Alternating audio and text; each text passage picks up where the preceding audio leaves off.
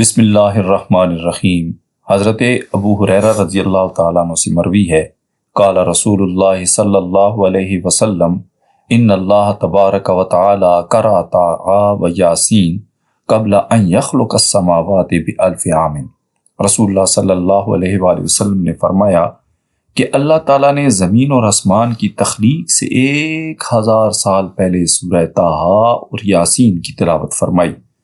جب فرشتوں نے سنا تو کہنے لگے، خوشی ہو اس امت کے لیے جن پر یہ صورتیں نازل ہوں گی، سعادت مند ہیں وہ سینے جو ان صورتوں کو محفوظ کریں گے، اور سعادت مند ہیں وہ زبانیں جو ان صورتوں کی تلاوت کریں گی۔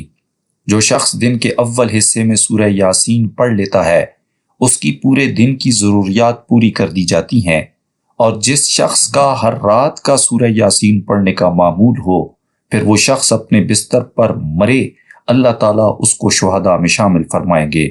جو شخص سورہ یاسین کو پڑھتا ہے اس کی مغفرت کر دی جاتی ہے، اور جو بھوک کی حالت میں پڑھتا ہے وہ سیر ہو جاتا ہے، اور جو راستہ گم ہو جانے کی وجہ سے پڑھتا ہے وہ راستہ پا لیتا ہے، اور جو جانور کے گم ہو جانے کی وجہ سے پڑھتا ہے تو وہ جانور کو پا لیتا ہے، اور جو ایسی حالت میں پڑھے کہ کھانا کم ہو جانے کا خوف ہو تو کھانا کافی ہو جاتا ہے، اور جو ایسے شخص کے پاس پڑے جو نزع یعنی جان کنی کی حالت میں ہو تو اس پر نزع میں آسانی ہو جاتی ہے، اور جو ایسی عورت پر پڑے کہ جس کے بچہ ہونے میں دشواری ہو رہی ہو تو اس کے بچہ جننے میں آسانی ہوگی۔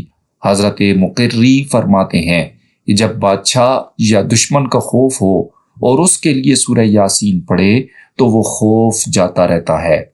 اسلام کی شاندار اور لہلہاتی تاریخ میں سورہ یاسین کے خواص اور برکات سے متعلق بے شمار آزمودہ اور مجرب واقعات ملتے ہیں۔ ان میں سے صرف ایک انتہائی عجیب و غریب واقعہ یوں ہے۔ حضرت خواجہ نظام الدین محبوب الہی رحمۃ اللہ علیہ فوائد الفواد میں لکھتے ہیں کہ ایک مرتبہ مشہور بزرگ عالم امام ناصر الدین بستی سخت بیمار ہو گئے، اور اس بیماری میں آپ کو سکتہ کا مرض لاحق ہو گیا۔ یہ ایک ایسی بیماری ہے جس کو کوما بھی کہا جاتا ہے، جس میں مریض زندہ تو ہوتا ہے مگر اپنے ارد گرد کی دنیا پر رد عمل ظاہر نہیں کرتا، اور اس کا دماغ بہت غیر فعال ہوتا ہے۔ کوما میں رہنے والا شخص اپنے ارد گرد کے ماحول سے بے خبر ہوگا اور سوتا ہوا نظر آئے گا۔ نیند کے برعکس وہ درد سمیت کسی بھی محرک سے بیدار نہیں ہوگا۔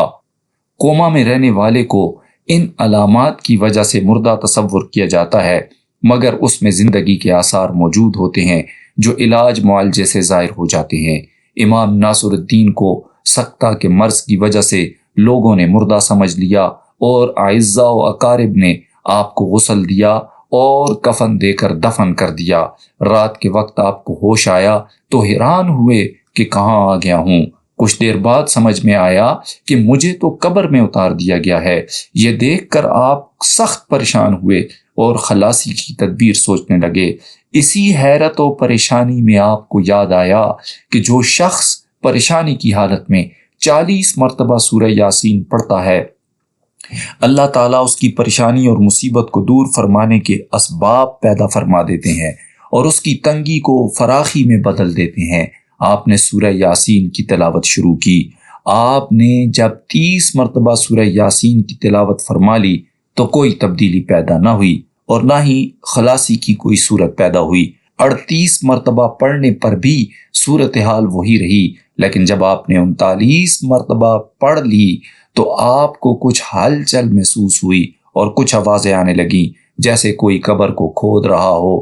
اسی لیے آپ نے 40ویں مرتبہ سورہ یاسین کی تلاوت آہستہ آواز میں پڑھی تاکہ قبر کھودنے والے کو خبر نہ ہو سکے کہ میں زندہ ہوں۔ ادھر آپ رحمۃ اللہ علیہ نے 40ویں مرتبہ سورہ یاسین ختم کی تو قبر کھودنے والا اپنا کام پورا کر چکا تھا۔ جب آپ زندہ قبر سے باہر نکلے تو خوف کے مارے اس شخص کا دل پھٹ گیا اور وہ وہیں مر گیا۔ وہ شخص دراصل کفن چور تھا۔ بعد میں آپ کو افسوس ہوا کہ کاش وہ اس شخص کو کفن چرانے دیتے اور یوں ایک دم سے قبر سے باہر نہ نکلتے تاکہ وہ شخص فوت نہ ہوتا۔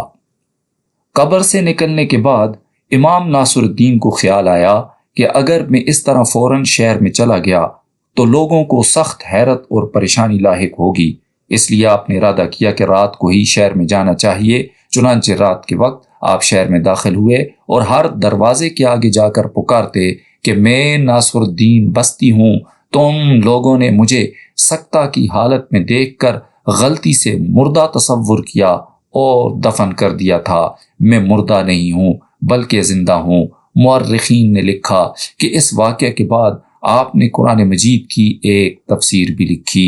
الغرض سورہ یاسین ایک عظیم الشان صورت ہے کہ جس کی تلاوت روزانہ کرنے والا، ہمیشہ ورد رکھنے والا، مشکلات اور مہمات میں پڑھنے والا کبھی نامراد نہیں رہ سکتا۔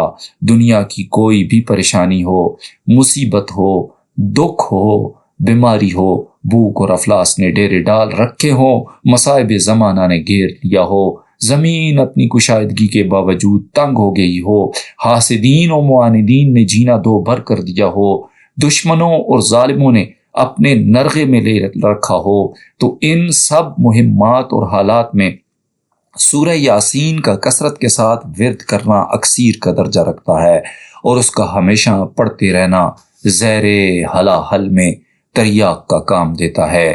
کمنٹ باکس میں سبحان اللہ ضرور لکھ دیں۔